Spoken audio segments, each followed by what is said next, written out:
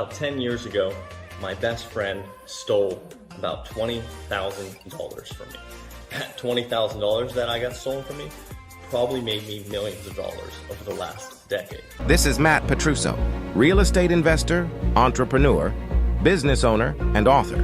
He shares these lessons that brought him from a miserable 9-to-5 to a multi-millionaire lifestyle completely on his terms. If you want to learn how to make more money, build a network of strong brothers and women all around the world, hit the subscribe button for videos like this every week.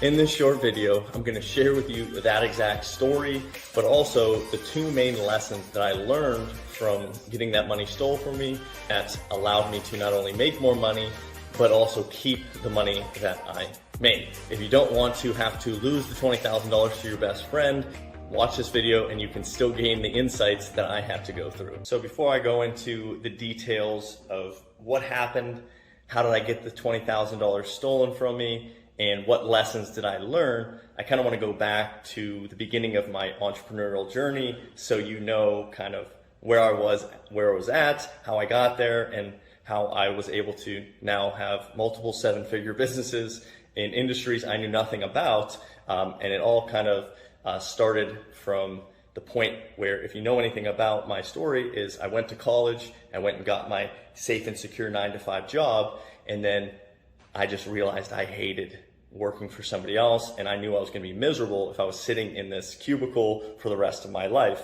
And luckily, I was actually fired from that safe and secure job, and that's kind of what pushed me on the trajectory of trying to create financial freedom and, you know, this entrepreneurship journey. And basically what happened, after college, like I said, I got this safe and secure job, and when I got fired, all I cared about, all I focused on was how do I create financial freedom, because I never want to be in a position again where I'm sitting working for somebody else that does not care about my life and does not care about what I actually want, and I'm being paid basically whatever they tell me I'm worth. And I just hated that feeling. So that's what happened the next basically 4 or 5 years, early in my 20s. All I cared about, all I focused on was how can I make more money? How can I create financial freedom? And literally, I never went out. I didn't drink. I didn't smoke. I didn't party. I didn't do anything other than focus on how can I make more money. And I was literally, that's how I started in door-to-door sales. And that's when I started investing in real estate. But also on nights and weekends, I was bartending. So I was doing everything I could to make as much money as possible and make investments so I could never have to work for somebody else ever again. And about, like I said, 4 or 5 years into this is when an old middle school and high school best friend kind of showed back up into my life. And that's kind of how I went on this journey.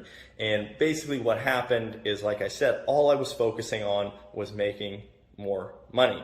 And I didn't know anything about anything else because I didn't go out with anybody else. So at this point, I had bought an investment property already, and this was the second property that I had bought. And my friend kind of reached out to me and said, hey, I see you're doing some investment properties. I know you have your insurance agency, all this other stuff.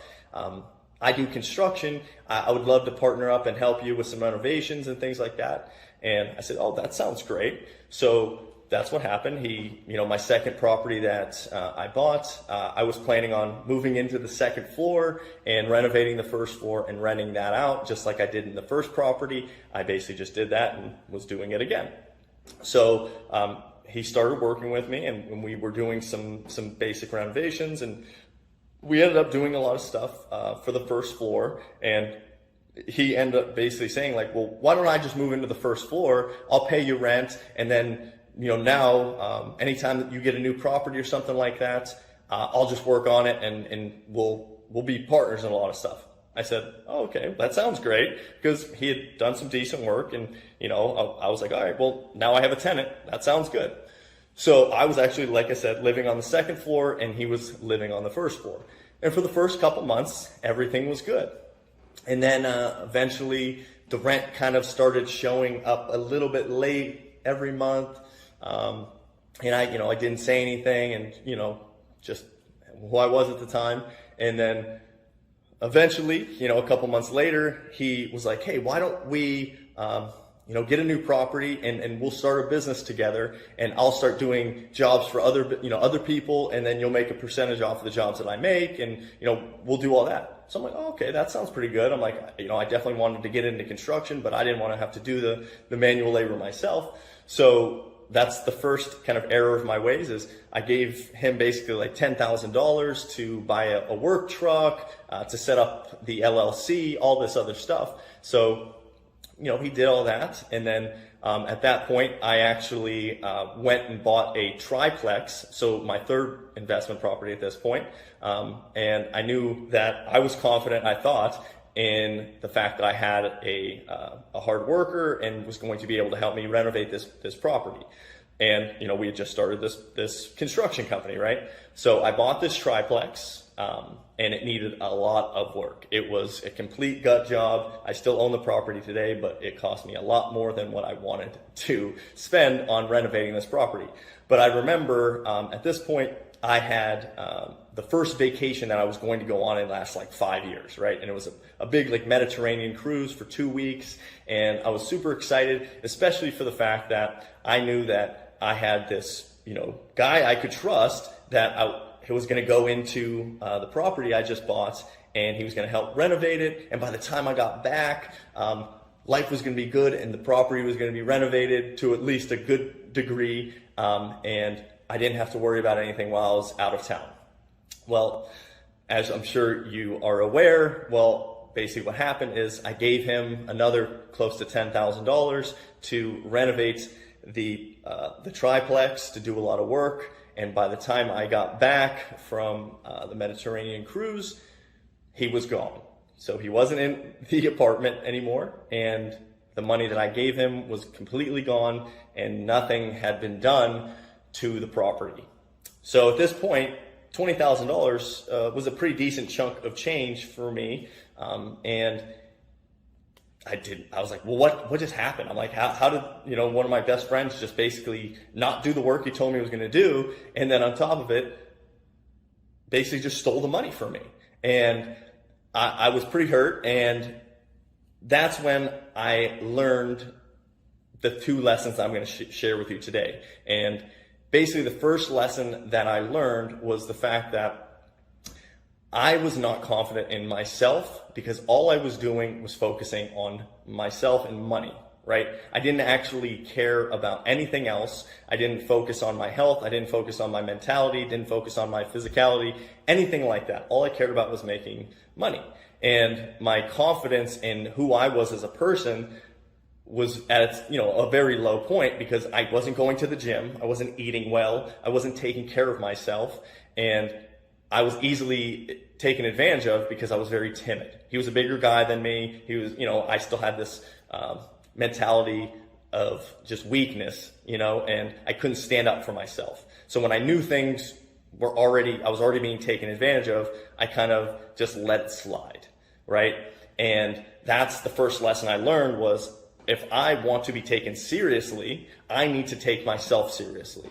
And that's when I started going to the gym every single day. I took my physical fitness to a serious point of my life. And I also worked on my mentality. I worked on, how can I be a person that I take seriously, that other people take seriously, that when tough times do occur, I am ready to handle that as a man, right? So that first lesson that I learned, because I basically never stood up for myself. When I knew things were already going south, I couldn't stand up for myself because I didn't have the confidence in myself. And that lesson has kind of been one of the greatest lessons that I learned, because now every single day I continue with my fitness routine, I continue with my mentality routine, I continue on this path of growth. And I feel confident in who I am, so I can tell people when, hey, I don't think that is right, I feel confident in saying, no, let's not go that way. Or, yes, let's do this, because I know for sure that's exactly what I want, right? So you're no longer swayed by what other people tell you, because you have a direction and confident in that direction, right? So that's the first lesson I want you to take from this, that even though money is important, if you do not have the physicality and the mentality to handle the tough situations when they do occur, then you may be taken advantage of, like I was, right? So that's why I'm trying to tell you this, so you don't have to go through the same lesson that cost me $20,000 and a friend. So that's the first lesson I learned. And then the second lesson was the fact that sometimes people are just not headed in the same direction as you, right? And this is where it took me a while to learn this, because I always wanted, to help people kind of come with me, right? All I cared about, like I said, I give the analogy of most people are underwater, right? Society puts us in a place where, you're underwater, right? Underwater financially, underwater physically, underwater mentally. And your job is to swim out and create and break free, right? You want to break free of the constraints of what society puts on you: financial burden, financial freedom, mental freedom. Just basically get out of your own head of what everybody else cares about, what you do, and then also like your physical freedom. Like, you want to have a good, healthy body so you can move around, right? So you want to break free. You want to swim out of the water, right? And I give that analogy because most people just don't even want to leave the water, right? They just want to feel comfortable in the water. Water's comfortable. I'm sitting here, I'm floating around. It's good, right? I don't want to leave, right? And that's fine. And you can't push people to get out of the water, right? But also, secondly, if you're surrounding yourself with people that not only are not trying to get out of the water, but they're also trying to keep you in, right? So if you're trying to swim out, right, and somebody's holding on to your ankles, how easy is it going to be able to swim and get out of the water? It's going to be pretty difficult, right? So that's why I said the second lesson is understanding that people are not everyone's in the same direction as you, right? And that's fine. But also understand that if you allow those people to pull you down, it's going to be very difficult to try and get out of the water with those type of people surrounding you. So yes, of course, people always talk about who you surround yourself with is very important, but they don't talk in a way where it's not only the importance of allowing them to not hold you down, but understand they exist, right? And not try and pull them up with you, but also, how can I find the people that are swimming in the same direction as me that want to push me? Because when the current is coming and everybody's going in the same direction, it's a lot more motivating, right? Than, hey, I'm going south or north, right? And everybody's going the different directions. It's very difficult. So that is the second takeaway that I got from this event that cost me over $20,000, that I needed to find the people that were heading in the same direction as me, and not necessarily have to cut everybody else off that's not going that direction, but just understand that if they're not going in the same direction, it's not my job to change their direction.